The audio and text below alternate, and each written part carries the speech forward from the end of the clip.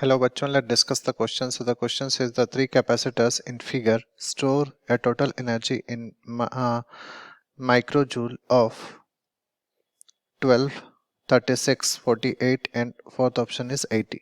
सबसे पहले यहाँ पे हम की कॉन्सेप्ट की बात करें तो की कॉन्सेप्ट अगर देखें तो की कॉन्सेप्ट हम क्या यूज करेंगे? The energy stored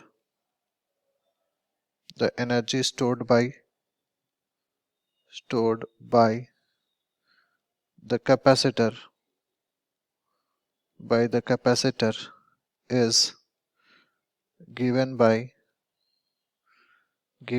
U is equal to half CV square. तो ये हमारे पास एनर्जी स्टोर्ड बाय कैपेसिटर होता है। ठीक है, अब यहाँ पे जो हमारे पास सर्किट दिया हुआ है उस सर्किट में सबसे ऊपर में जो ब्रांच है, ठीक है, सबसे ऊपर में जो ब्रांच है वो दोनों कैपेसिटर जो है वो सीरीज में कनेक्टेड है। ठीक है, तो ऊपर मान के चलते हैं कि सीरीज में कनेक्टेड है तो इक्विवेलेंट कैपेसिटेंस जो ऊपर ब्रांच का हो जाएगा वो हम लोग क्या लिख सकते हैं? This will be 6 × 6 divided by 6 + 6 और यहाँ से कितना हो जाएगा? This is 36/12 so this will B 3।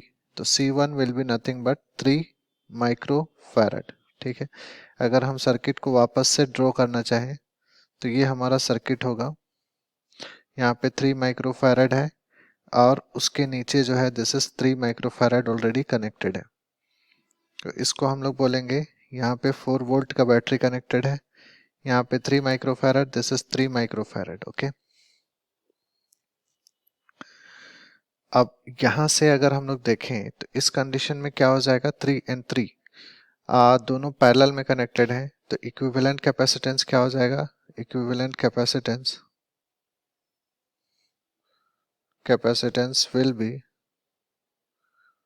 B equal to how much? 3 + 3, this will be 6 microfarad. ठीक, अब यहाँ से अगर देखें तो एनर्जी स्टोर्ड अगर बोलेंगे तो एनर्जी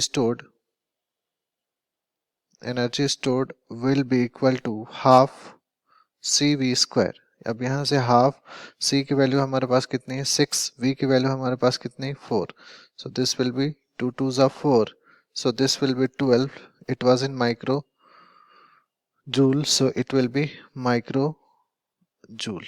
ठीक है, तो ये हमारे पास एनर्जी स्टोर्ड हो जाएगा। तो करेक्ट ऑप्शन अगर हम लोग देखें so the correct option will be option A, that is 12 micro joule. I hope you understood well.